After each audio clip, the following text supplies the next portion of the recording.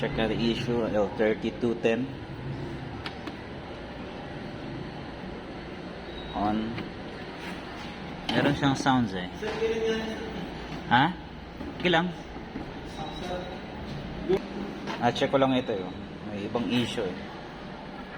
So starting lang siya, initializing, and then may maririnig kayo. So nagmo-moving naman eh. Moving ang printhead.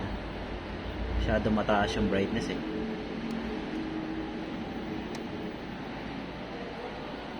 Yan, after nyan tayo natin. Yan, may sounds kayo na yun.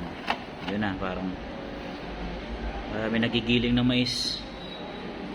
Okay, so yan, tapos blinking. So check natin guys ha. Binaklas ko na ano yung nagiging problema, saan galing yung sounds. Tayo muna yung mag-checking saan galing yung sounds na yun. Bago pa yun eh, hindi ba masyado nagagamit. Dito natin tingnan sa gilid, dito siya eh.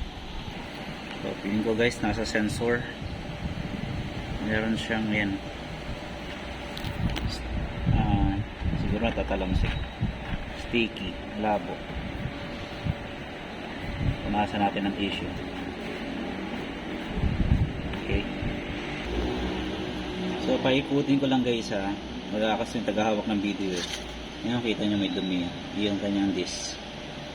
So linisin mo natin gamit ng tissue. Lagyan nyo lang ng ganito dito, tapos paikutin nyo lang yan. So walang tagapagpaikot eh. Edi post ko muna. So ayan yung nakuha natin dumi. Ulitin natin ulit yan. Dapat very clear. Ayan, very clear siya. Okay. Then test natin siya pag nalinis na. Okay, so nalinisan natin. Binalik ko na yung kanyang scanner. Power natin kasi medyo matagal mag-simulate yan eh. Ayan. So against the light lang ako guys, kaya ganyan yung ating ano. Ayan. Tayo natin siya mag-process. So initializing siya. Pansin nyo naman, wala na. Medyo ano lang siguro. May, pero babasahin niya na. Pero huwag masyado yung super blurred. Yan, pagbalik nung printhead doon, ay hindi natin malalaman. Yan, kung magro-rolling, pakinggan natin rolling. Ayun. Diretso na. Ayun. Kanina di ba tumunog lang? Ayun o. Okay. Yun, narinig na natin yan. Yun yung hinihintay dapat. Mag-initialize siya. Wala pa. Ganun lang kasimple guys. Yun lang lilinisin niya. Pag once na may narinig yung sounds, tapos nag ano siya. O diba? Yan, nag-initializing siya. Nade-detect niya na. Yan. Kanina saglit lang eh. Tigil na kagad eh. O yan o. So, pumasok na yung program, na-detect na ng program kung nasang level na siya ng simulation. Dire-diretso na yung kanyang reading. Kasi itong timing disc, yung mga bar lines na yan guys, yun yung kanyang counting numbers. Yan, dyan siya nagbabase. So, ito yung sensors natin. Kapag yung sensors ay nabablardan, nalalapuan, or mayroong ano, kasi nga, minsan, yung grease nito, ay, syempre, malapit sa grease area ito. Pansinin nyo yung metal. So itong area nito ay nalalagyan ng grease. So once na mag-print yung printhead, mabilis mag-print, tumatapon po dito sa ano. Gawin ko nga ba't hindi nila kukuberan nito eh. Kasi nandito yung grease. So pag umiinit, maraming printing, umiinit, lumalambot yung grease, then kada speed niya tumatapon dito. Okay, so yun lang guys, yun lang po ang babantay natin. Especially guys, pag nag-print kayo kalahati lang din, dito din po ang issue.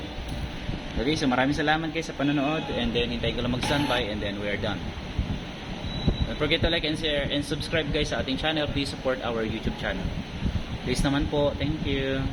Thank ko lang to guys ha. So ganyan lang yun siya guys, once na may ma-detect siyang issue. Pero pag natapos niya na yung diagnosing, lahat ng sensors program niya ay tamaan niya na, saka siya mag-standby. Okay, nag-standby na siya. Ayan, okay na yan. Nag-scan tayo. Wow. Talaga ba? Huwag natin ipakita yung tao. Ayan. Okay, lilinisin natin ito mamaya. So, after yan, pag gumana na siya, tsaka linisin natin. Color, try natin. So, na-stock daw eh. Tingnan natin. Scan tayo. Ayun, kumain na ng papel ah. So, yun lang yung naging problema natin. Sensor. After yun guys, makalibrate niya. Sunod na initialize niya, wala na siya madedetect na error. Dire-diretso na po yan. Ayun. Okay pa naman pala. Hindi pa naman siya. Kasi na-stock eh. Head cleaning ko na lang. Ayusin ko na lang yung ibang area. Okay na sir. Thanks for watching guys. Please subscribe to my YouTube channel again. Paulit-ulit. Pa-support naman guys ha. Thank you.